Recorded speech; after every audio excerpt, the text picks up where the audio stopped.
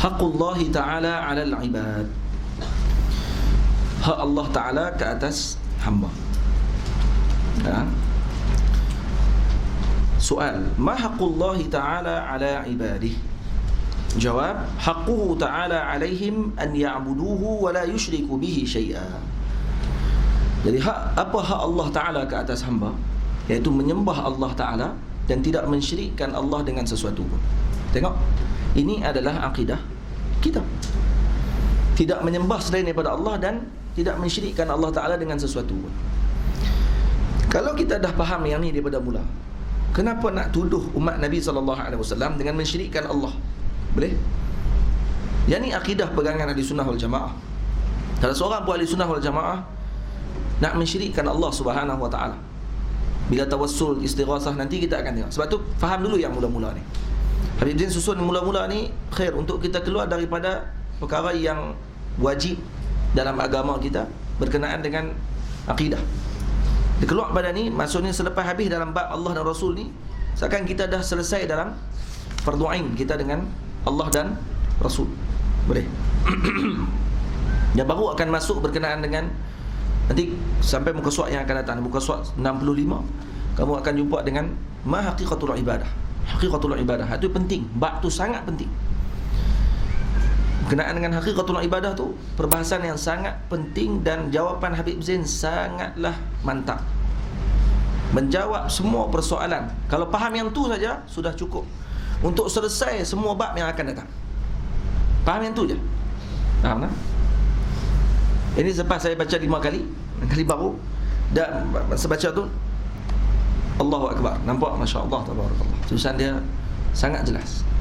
Ni seakan-akan Habib Zain ni, dia masuk dalam otak Wahabi. Dia keluarkan apa yang difikir oleh Wahabi, dan dia selesaikan dulu akar umbi pemikiran Wahabi.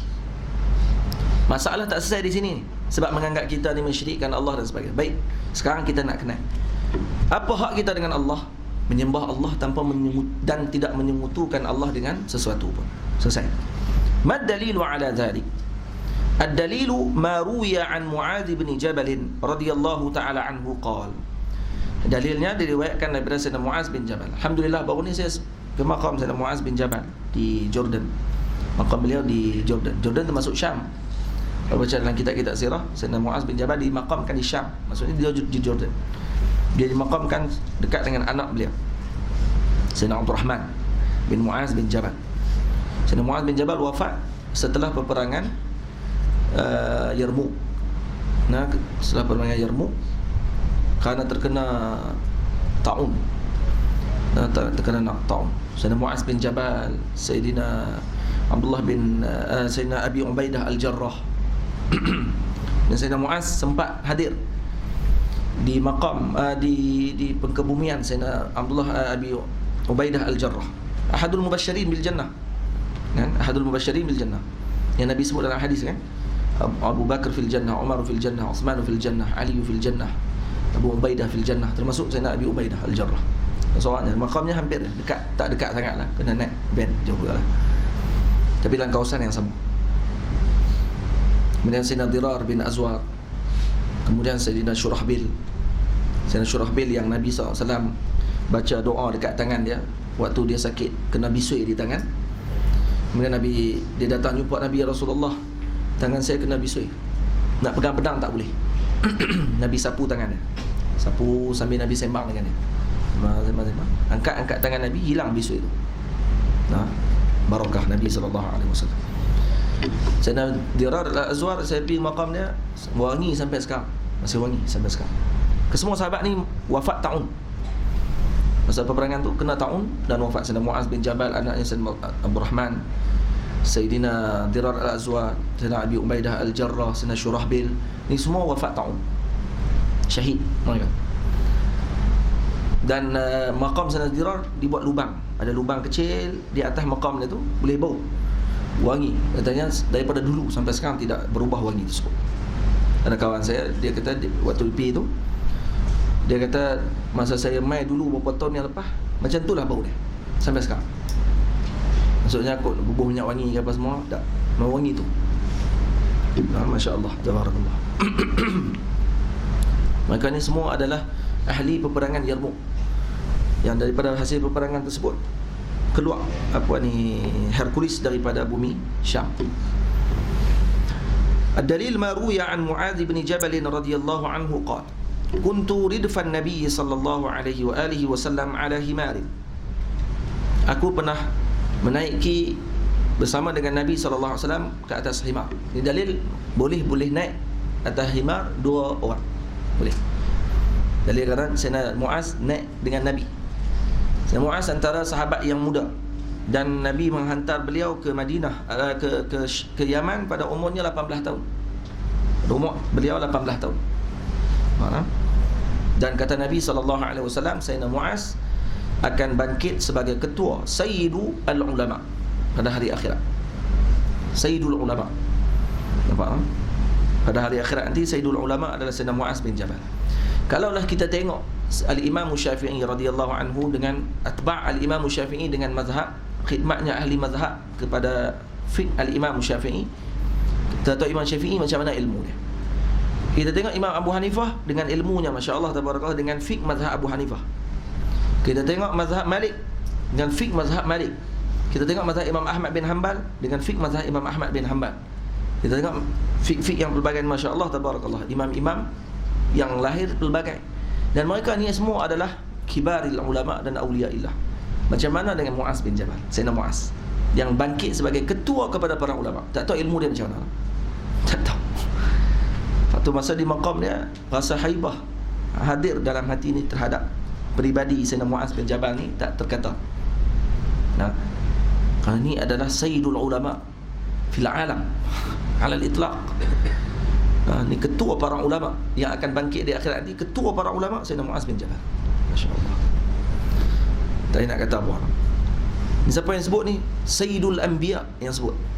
Sayyidul Anbiya sebut ini Sayyidul Ulama. Habis nak? Tak nak kata apa. Kenapa? Ada niat hadir, niat untuk kita pergi ke maqam para aulia illah. Kerana menyambung silaturahim dengan mereka ketika mereka telah wafat. Itu seakan-akan kita menyambung ketika mereka hidup. Malah ketika wafat itu lebih luas.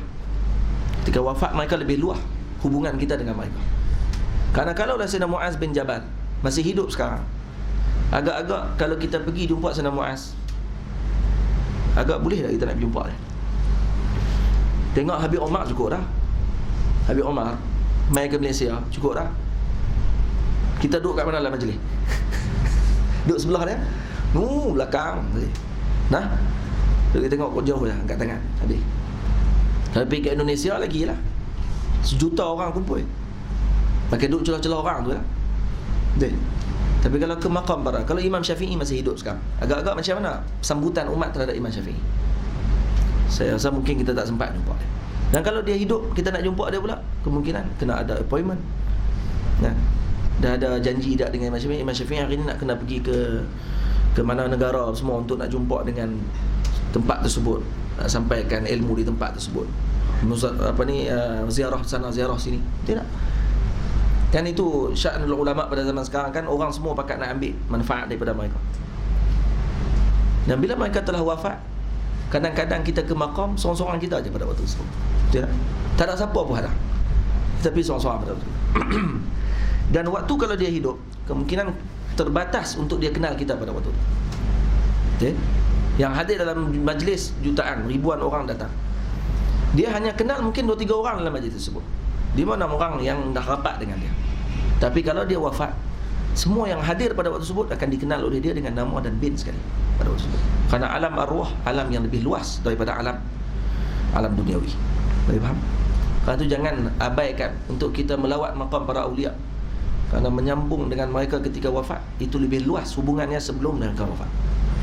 Walaupun kita tidaklah mendapatkan sohbah tersebut dengan makna duniawi, kalau kita jumpa dengan Sayyidina Mu'adz waktu dia hidup, kita akan jadi tabi'in. Tapi walaupun dia telah wafat, kita jumpa, tapi hubungan tadi akan terus berkekalan. Dia akan kenal kita. Moga-moga nanti di akhirat, wahai Sayyidina Mu'adz, dulu saya dah lawat kamu dulu. Nah, saya dah duduk di tepi kamu. Saya cinta dengan kamu. Tak kenal saya apa. Moga-moga dia akan tarik tangan kita, ikut dia sekali pada waktu tersebut. Boleh tak?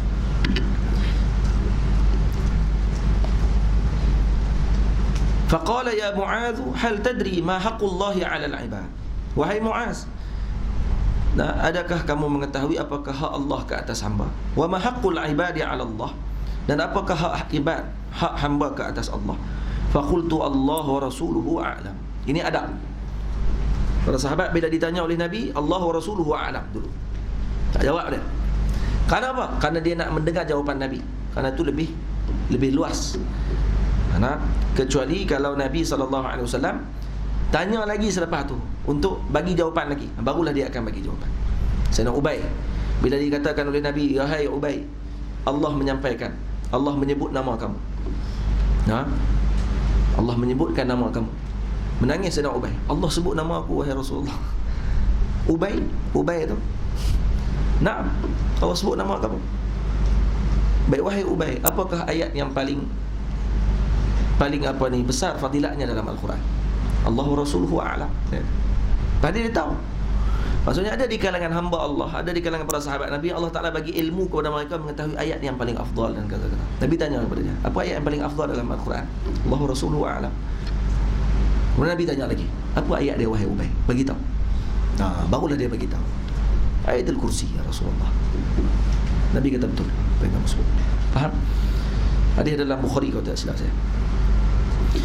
Jadi Allahumma salli ala sayyidina Muhammad, ni adab para sahabat. Sebab tu kata ulama, kalau ditanya oleh para ulama kepada kita dan jawapan tersebut, jawapan soalan tadi ditanya bukan dalam majlis ta'lim. Kalau majlis ta'lim mengajar, tok guru ajak dan tahu kata tok guru ni dia ajak, dia tanya untuk dijawab soalan. Maka jawablah. Kena tahu dulu guru tu kita macam mana. Kalau guru kita tanya tadi, kamu tahu tak sekian-sekian ni apa dia maksud dia? Maka nampak tahu tok guru kita ni dia nak bagi jawapan yang lebih mantap. Maka dia tanya kat kita, maka jawapan yang paling terbaik kata ulama adalah dengan menjawab Allah wa rasuluhu wa ahlul ilmi a'lam. Faham? Allah wa rasuluhu wa ahlul ilmi a'lam. Tambah wa ahlul ilmi. Tapi kalau tok guru kita memang tahu dah, dia tanya tadi memang nak tanya suruh. Tak perlu jawab gitu. Saya kena marah. Aku pun tahu Allah Rasuluhu wa ahlul ilmi a'lam. Aku tanya ni nak tengok hampa punya faham macam mana. Kena jawablah tu. Boleh tak? Tengok kepada sifat guru kita tadi macam mana. Qala, maka bila dijawab oleh Sayyidina Mu'adz, Allah wa Rasuluhu a'lam, maka Nabi memberi jawapan. Qala fa inna haqqallahi 'alal 'ibadi an ya'buduhu wa la yushriku bihi syai'a. Wa haqqul 'ibadi 'ala Allah an la yu'adziba man la yushriku bihi syai'a. Hak Allah ke atas hamba adalah tidak menyekutukan Allah, beribadah kepada Allah dan tidak menyekutukan Allah dengan sesuatu.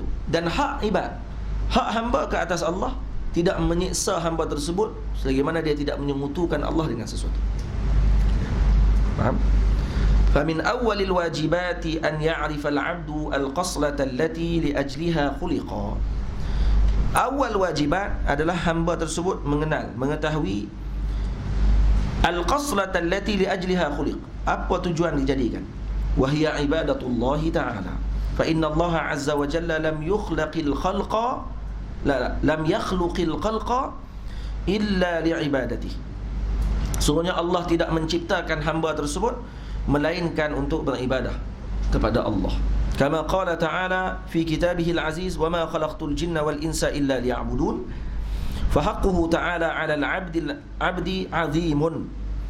Hak Allah ke atas hamba itu sangat besar, sangat agung. Wa fadluhu 'alaihi wasi'un 'amimun. Dan kelebihan yang Allah Ta'ala beri kepada hamba tersebut adalah sangat luas. Khalaqahu Allahu minal 'adam. Allah menjadikan kita daripada tiada kepada ada. Wa sawwarahu fi ahsani taqwim. Dengan kita dijadikan sebaik-baik makhluk. Wa asda ilaihi jami'an ni'am wa hadahu ila ad-dinil qawim.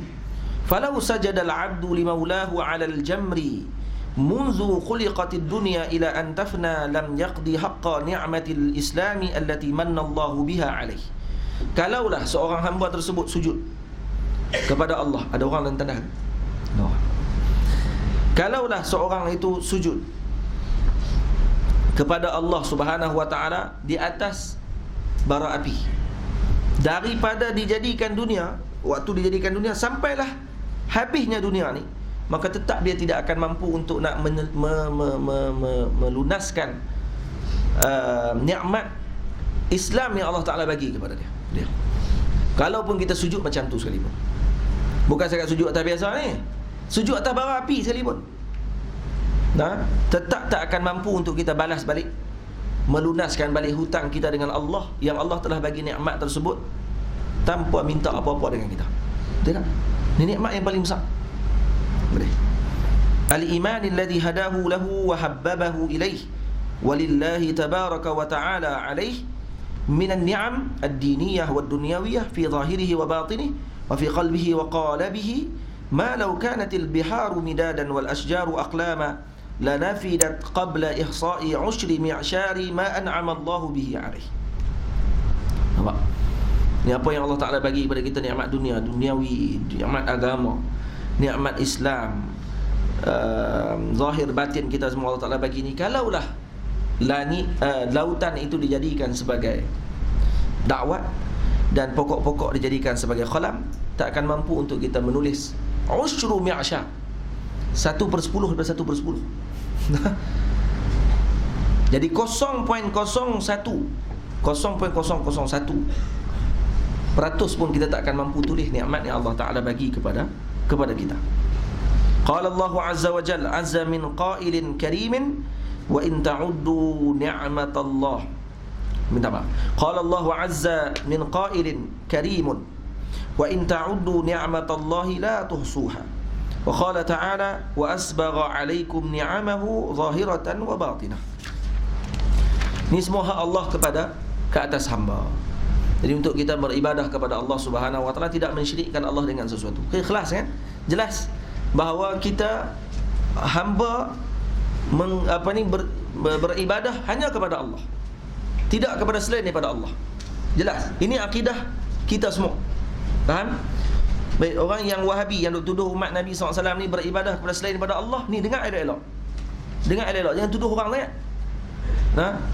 Ni kami hanya menyembah Allah Subhanahu wa taala. Kami bukan menyembah wali. Jadi dengar bagi elok-elok sikit. Dan tuduh orang lagi senang-senang. Kita pergi maqam Nabi, sembah Nabi. Kita pergi ke maqam para wali, tengok sembah wali pula dah. Tengok, tuduh orang. Kita pergi ke pokok, duduk bawah pokok Nabi singgah pun dia kata pergi sembah pokok. Katok dengan pokok tu roti. Pokok ni tak arti apa. Kerja tuduh orang. Lepas tu benda paling berat pada akhir zaman ni adalah su'zan pada umat Nabi sallallahu alaihi wasallam. Berat ni, su'zan ni berat. Lepas tu jagalah keluarga kita, ahli keluarga kita, anak-anak cucu kita daripada faham yang buruk ni. Faham ni sangat buruk. Makna dia luak macam duri durian, dalam ada ulat. Faham? Kalau luak duri durian, dalam isi sedap tak apa.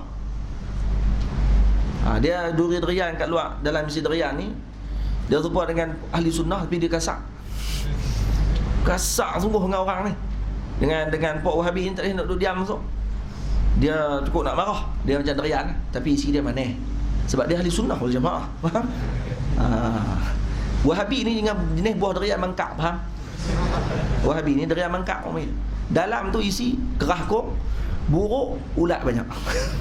Sebab apa? Sebab ahli bidah. Faham? Jadi jangan marahlah Wahabi. Dengar je lah. Boleh? Para Wahabi sekalian.